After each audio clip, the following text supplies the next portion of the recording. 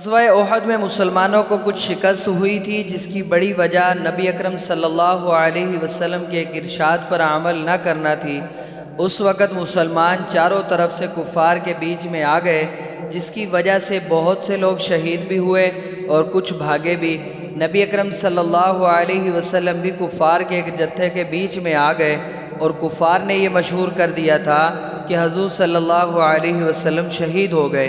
صحابہ رضی اللہ تعالیٰ عنہم اجمعین کو اس خبر سے بہت پریشانی ہوئی، اور اسی وجہ سے بہت سے بھاگے بھی اور ادھر ادھر متفرق ہو گئے۔ حضرت علی رضی اللہ تعالیٰ عنہ فرماتے ہیں کہ جب کفار نے مسلمانوں کو گھیر لیا اور حضور اقدس صلی اللہ علیہ وسلم میری نظر سے اوجھل ہو گئے، تو میں نے حضور صلی اللہ علیہ وسلم کو اول زندوں میں تلاش کیا تو نہ پایا، پھر شہداء میں جا کر تلاش کیا، وہاں بھی نہ پایا۔ تو میں نے اپنے دل میں کہا کہ ایسا تو ہو نہیں سکتا کہ حضور صلی اللہ علیہ وسلم لڑائی سے بھاگ جائیں۔ بظاہر حق تعالی شانہ ہمارے اعمال کی وجہ سے ہم پر ناراض ہوئے، اس لیے اپنے پاک رسول صلی اللہ علیہ وسلم کو آسمانوں پر اٹھا لیا۔ اس لیے اب اس سے بہتر کوئی صورت نہیں کہ میں بھی تلوار لے کر کافروں کے جتھے میں گھس جاؤں، یہاں تک کہ مارا جاؤں۔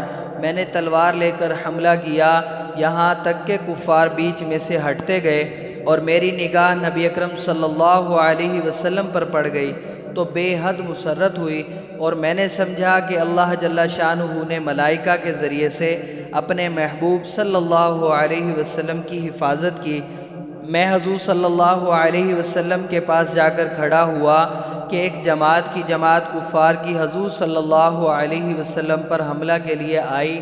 حضور صلی اللہ علیہ وسلم نے فرمایا، علی ان کو روکو۔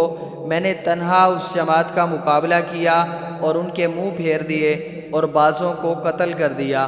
اس کے بعد ایک اور جماعت حضور صلی اللہ علیہ وسلم پر حملہ کی نیت سے بڑھی۔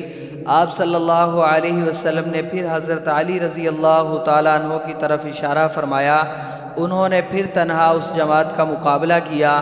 اس کے بعد حضرت جبرائیل علیہ السلام نے آ کر حضرت علی رضی اللہ تعالیٰ عنہ کی اس جمع مردی اور مدد کی تعریف کی، تو حضور صلی اللہ علیہ وسلم نے فرمایا، انہو منی وانا منہ، بے شک علی مجھ سے ہیں اور میں علی سے ہوں، یعنی کمال اتحاد کی طرف اشارہ فرمایا۔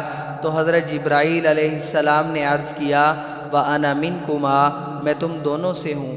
فائدہ میں شیخ الحدیث لکھتے ہیں کہ ایک تنہا آدمی کا جماعت سے بھیڑ جانا اور نبی اکرم صلی اللہ علیہ وسلم کی مقدس ذات کو نہ پا کر مر جانے کی نیت سے کفار کے جمگھٹے میں گھس جانا، جہاں ایک طرف حضور صلی اللہ علیہ وسلم سے سچی محبت اور عشق کا پتہ دیتا ہے، وہاں دوسری جانب کمال بہادری اور دلیری جرأت کا بھی نقشہ پیش کرتا ہے۔